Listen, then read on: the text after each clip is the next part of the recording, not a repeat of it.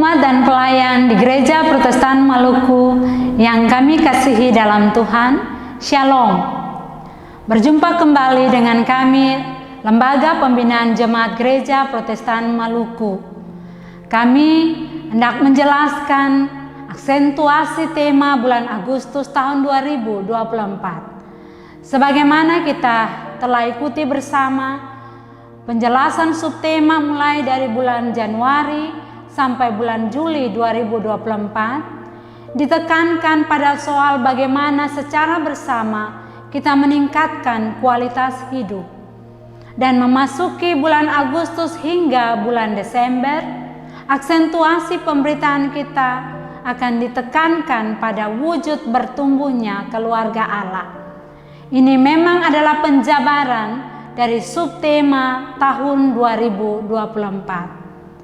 Pada bulan Agustus ini, Ibu Bapak, Saudara-saudara, tema yang membingkai seluruh pemberitaan gereja adalah hidup tangguh di tengah perubahan zaman. Ya, kita memang sedang hidup dan melayani di tengah zaman yang berubah. Perubahan itu sesuatu yang niscaya, dan itu tentu berpengaruh pada lifestyle atau cara kehidupan kita. Perilaku sosial budaya di dalam kehidupan pribadi, keluarga, dan masyarakat banyak kali dipengaruhi juga dari perubahan-perubahan zaman itu. Masyarakat cenderung lebih bersikap individualis, materialis, malah bersikap hedonis. Ini adalah tantangan-tantangan yang mesti disikapi.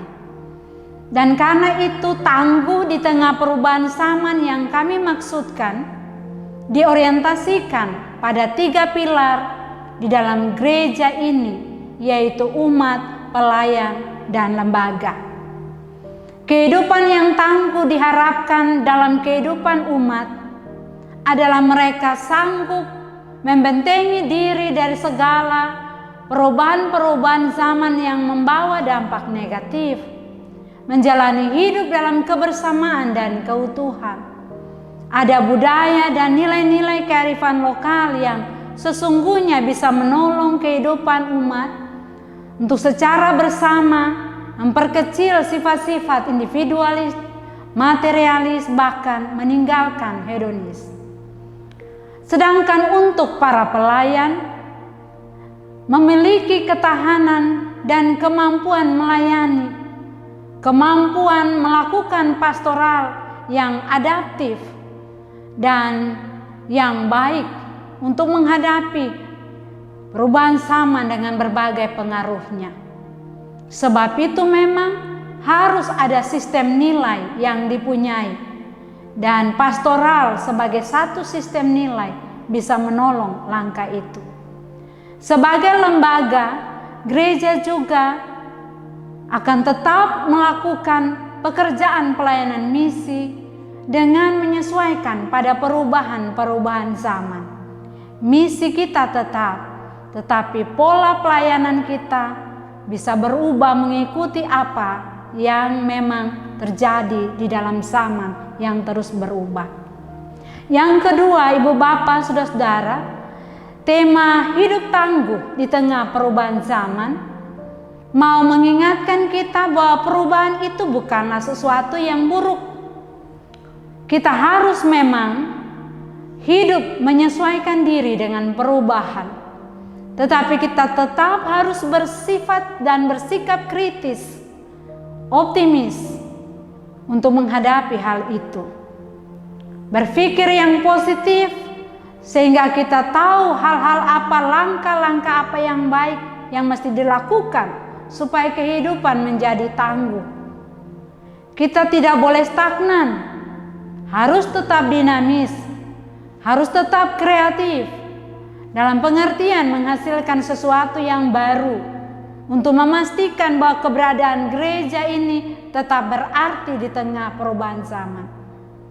Gereja akan mengalami kesulitan dalam melaksanakan tugas panggilan di dunia ini jika tidak peka atau tidak tanggap terhadap dunia yang terus berubah. Ibu bapak, saudara, para pelayan yang diberkati Tuhan, hidup tangguh di tengah perubahan zaman yang menjadi tema bulan ini, lalu kemudian dijabarkan dalam 4 tema mingguan. Pada minggu pertama, tema mingguan kita adalah menyamai Tuhan menuai kekacauan. Nas bacaannya dari kitab Kejadian pasal 11 ayat 1-9. Rumusan tema ini sebenarnya adalah sebuah pernyataan atau statement. Tapi sesungguhnya jika kita lihat, ini sebuah imperatif atau perintah untuk hidup tangguh di dalam perubahan zaman. Janganlah menyamai Tuhan, sebab akan menuai kekacauan. Dari nas ini kita mau belajar berefleksi tentang peradaban dalam konteks kelompok masyarakat tertentu di masa lampau. Tindakan menyamai Tuhan yang dimaksudkan dalam teks ini dapat kita lihat mulai dari ayat 1 sampai ayat keempat. Menyamai Tuhan itu nampak ketika manusia menjadikan dirinya dan kehidupannya mau satu. Artinya mau sama dengan Tuhan yang esa. Padahal manusia itu tetap manusia yang beragam. Yang satu atau yang esa itu hanya Tuhan. Yang kedua, tindakan menyamai Tuhan mereka lakukan dengan cara membangun menara yang tinggi sebagai tempat penyembahan dewa-dewa, berhala-berhala yang mereka anggap lebih tinggi dari Allah. Padahal Allah itu hidup dan berkuasa, tidak bisa disamakan dengan Tuhan dan dengan Allah buatan tangan manusia untuk disembah. Yang ketiga, tindakan menyamai Allah terlihat ketika mereka mau menjadikan lokus tempat tinggal mereka itu hanya di situ dengan membangun menara yang tinggi, identik dengan Tuhan yang tinggal hanya di sorga. Ada hasrat untuk hanya tinggal di satu tempat, satu kota. Lalu bagaimana kehidupan bisa berlangsung? Bagaimana dapat menikmati semua yang baik dan indah yang telah Tuhan ciptakan jika hanya tinggal pada satu tempat? Akan ada banyak kekacauan yang terjadi. Itulah sebabnya poin kedua dari bagian bacaan ini di ayat 5 dan 9 menjelaskan akibat dari perilaku manusia yang ingin menyamai Tuhan, yaitu Allah sendiri bertindak. Dia turun dan mengacau balaukan seluruh kehidupan manusia. Tindakan Allah dalam teks bacaan ini dengan kata turun, ini memang bermakna ejekan atau sindiran. Sebab kata ini dipakai secara antropos untuk menegaskan bahwa tindakan manusia untuk menyamai Tuhan itu sesuatu yang keliru. Ketidaksetaraan manusia dan Tuhan dipakai oleh penulis kitab Kejadian ini dengan menggunakan cara yang serupa dalam mereka memahami dan memperlakukan relasi di antara sesama dengan adanya kelas atau tingkatan dan strata. Tindakan Tuhan yang tidak menghendaki manusia membuat sesuatu yang menyamai dirinya penting untuk kita ingat. Kalau kita tidak mau hidup kita menjadi kacau, jangan kita mau menyamai Tuhan. Sehebat-hebatnya kita manusia, Tuhan jauh lebih besar dan hebat. Hanya Dialah yang layak kita sembah dan agungkan. Umat dan pelayan yang diberkati Tuhan, pada minggu kedua bulan Agustus, tema mingguan kita adalah karakter hidup orang benar. Nas bacaannya dari Amsal 29 ayat 1 sampai 27. Bagian bacaan ini memberikan kepada kita 3 pesan untuk kita maknai. Pertama, bahwa fokus untuk kehidupan yang tangguh dapat dilakukan dengan cara membangun karakter sebagai orang-orang benar. Dalam kaitan dengan ini, relasi akan sangat menentukan bagaimana kita punya karakter. Relasi yang benar dengan Tuhan, relasi dengan diri kita sendiri, relasi dengan sesama, relasi dalam kepemimpinan dan kuasa, serta relasi hidup dalam masyarakat. Karakter ini memang harus dibentuk mulai dari dalam keluarga, sebab pribadi yang terbentuk dengan karakter yang baik akan menjamin dia bisa berelasi secara baik juga dengan siapapun. Yang kedua, karakter hidup sebagai orang-orang benar itu adalah hal yang perlu dan penting diupayakan sebagai orang percaya. Sebab karakter itulah yang membedakan kehidupan kita dengan dunia sekitar. Dan kehidupan yang berbeda akan memperlihatkan siapa diri kita. Pasal 29 dari Amsal ini memang ditulis oleh Hizkia. Dan dia belajar dari Daud yang memiliki karakter-karakter itu. Ciri-ciri karakter khusus sebagai orang yang benar dalam nas bacaan ini ada beberapa yang disampaikan. Pertama, orang benar itu tidak memiliki karakter yang selalu berkonflik atau bersitegang, menciptakan konflik dengan orang lain. Dia tidak akan menjadi troublemaker, tapi dia menjadi pribadi yang selalu memberi solusi atau problem solving. Orang dengan karakter yang baik mencintai hikmat, menjauhkan cemoohan. Dia tidak akan menumpahkan darah, tidak berbohong, mengadili dengan adil, mampu mendidik, berpegang pada hukum, berpedoman pada wahyu, berkata dan berkarya dengan benar.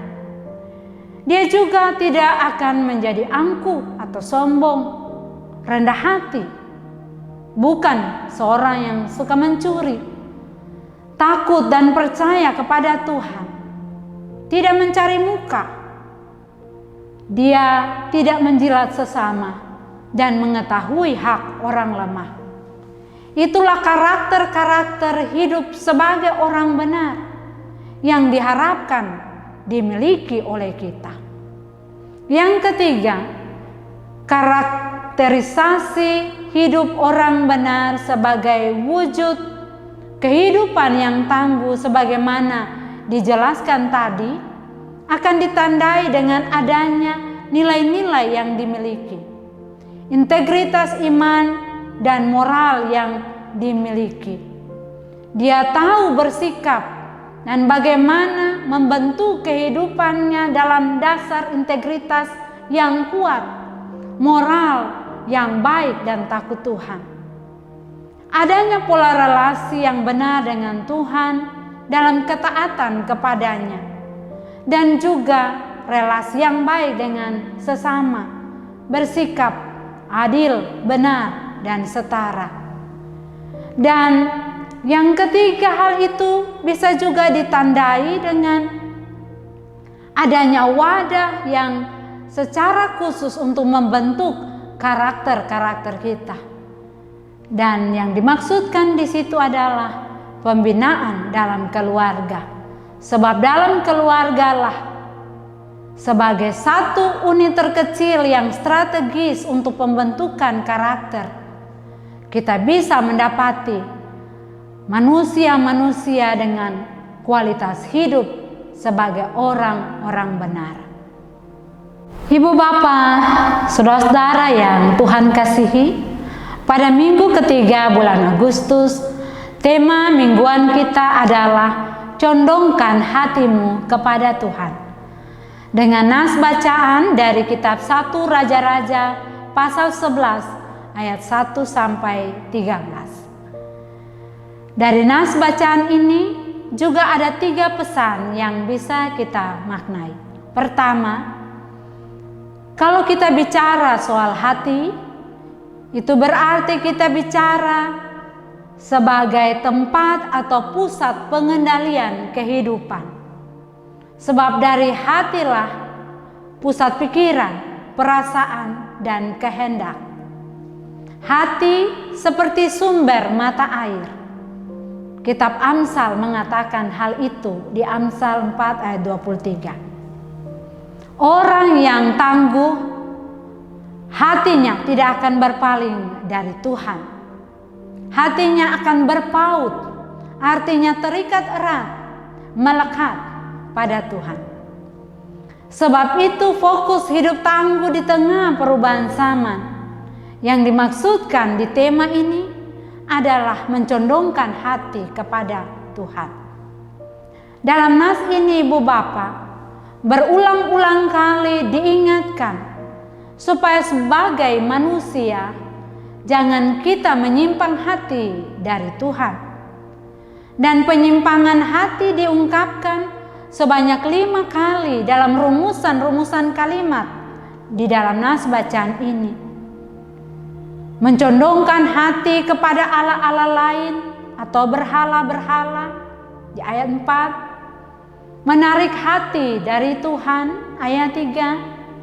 Tidak dengan sepenuh hati berpaut kepada Tuhan juga di ayat 4. Tidak dengan sepenuh hati mengikuti Tuhan ayat 6. Dan hatinya telah menyimpang dari Tuhan ayat 9. Kalimat-kalimat ini mau mengingatkan kita bahwa betapa mudah kita beralih hati kepada yang lain, mencondongkan hati kepada yang lain daripada kepada Tuhan.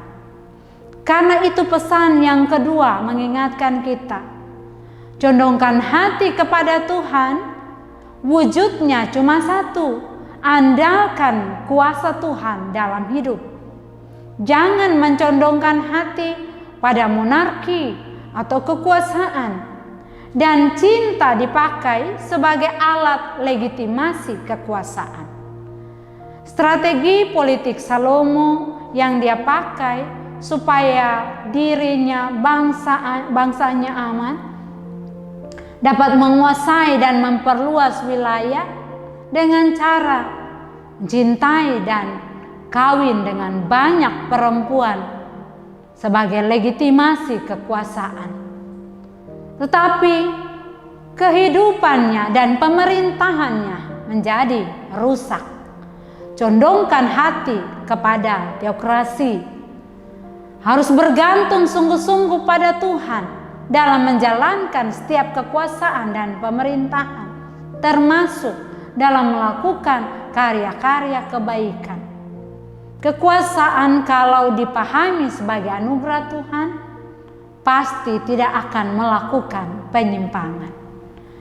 Dan yang ketiga, condongkan hati pada Tuhan juga artinya berpegang pada perjanjian Tuhan. Aku akan menjadi Allahmu, sehingga tidak boleh ada Allah lain yang menggeserkan posisi Allah sebagai yang utama. Berpegang pada perjanjian ini harus berlangsung sepanjang kehidupan. Sebab itulah pengharapan mesianik untuk kehidupan di masa depan. Berjalan di luar Tuhan pasti menuai kebinasaan. Berharap pada Tuhan, mencondongkan hati pada Tuhan, masa depan akan dimiliki. Pada minggu keempat bulan Agustus, Ibu Bapak, Saudara-saudara, tema mingguan kita adalah keluarga sebagai basis pembinaan. Nas bacaannya dari kitab pertama Samuel pasal 2 ayat 11 sampai 26. Nas bacaan ini memberikan kepada kita beberapa pesan. Pertama, fokus kehidupan yang tangguh adalah kalau kita menjadikan keluarga sebagai basis pembinaan. Ini memang berkaitan dengan akan dimasukinya Pekan Pembinaan Keluarga di Gereja Protestan Maluku yang biasanya kita lakukan menjelang ulang tahun gereja kita. Tentu kita tahu pengertian keluarga. Keluarga adalah media yang dipakai Tuhan untuk berlangsungnya karya penyelamatan dari Tuhan. Keluarga adalah institusi yang Tuhan kehendaki dan yang Tuhan bentuk sendiri. Keluarga juga menjadi simbol keutuhan, merekatkan kebersamaan dan persaudaraan. Tempat pewarisan nilai-nilai iman dan bertumbuhnya nilai-nilai kehidupan serta peradaban. Sebab itu keluarga juga menjadi simbol keberlanjutan kehidupan. Keluarga itu adalah harta yang paling berharga. Dalam bacaan ini kita lihat karakter keluarga Imam Eli. Hofni dan Finehas, anak-anak Eli, mewakili semua imam di Silo yang melakukan praktek-praktek yang bertentangan dengan fungsi mereka sebagai imam Allah, yaitu mereka mempraktekkan ritus-ritus Baal dan sinkretisme agama. Mereka tidak menghiraukan hak-hak Allah, tapi hanya memperhatikan hidup dan keinginan mereka sendiri. Dari sini kita pun belajar karakter Eli sebagai orang tua. Dia adalah orang tua yang terkesan dan terlihat tidak mampu membuat anak-anaknya mendengarkan kata-kata dan nasihatnya, sebab dia tidak memberikan teguran atas perbuatan-perbuatan yang dilakukan oleh anak-anaknya.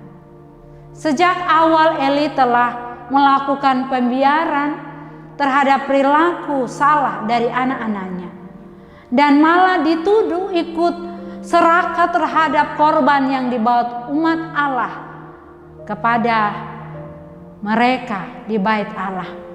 Eli ikut makan dari daging-daging korban persembahan itu. Eli sebagai orang tua lebih memilih menghormati anak-anaknya daripada menghormati Allah. Cinta kasihnya kepada anak-anaknya membuatnya lalai melakukan tindakan disiplin bagi anak-anaknya, sehingga mereka berkembang tanpa peduli pada norma-norma etik moral, norma-norma agama yang diharapkan ada pada orang percaya, khususnya dari mereka sebagai pelayan-pelayan Allah. Yang ketiga dari bagian ini, kita hendak diingatkan bahwa model pembinaan supaya keluarga menjadi tangguh adalah menjadi teladan kebaikan. Orang tua menjadi patron bagi anak-anak dalam keluarga. Karena itu orang tua memang punya tugas penting untuk membina, mengajar dan mengarahkan anak-anak, memperhatikan semua perilaku anak-anak yang baik, yang buruk, sadar karakter anak-anak yang buruk dan memperbaikinya, amati dan tahu potensi anak-anaknya supaya dapat dididik dan dikembangkan dari kecil. Orang tua harus selalu punya keyakinan kalau anak-anaknya akan tumbuh dengan baik dan mengalami kegemilangan hidup di masa yang akan datang. Hal itu mesti disertai dengan pembinaan secara terus-menerus. Karena itu tidak akan pernah membiarkan anak-anak sendiri tanpa bimbingan, tanpa arahan, nasihat, atau teguran kalau mereka bertindak keliru. Dan yang terpenting, bersandarlah pada Tuhan selalu dalam membangun kehidupan keluarga dan melakukan proses pembinaan. Sebab hanya dengan begitu, apa yang kita bina dan tabur di dalam kehidupan keluarga akan sungguh-sungguh kita tuai bagi kehidupan keluarga dan berimbas untuk gereja serta masyarakat.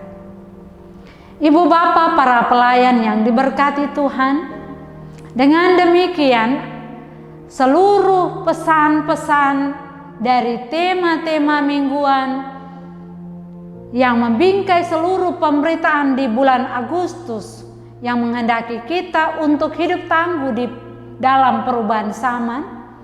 Sekali lagi, yang pertama, jangan menyamai Tuhan supaya tidak menuai kekacauan.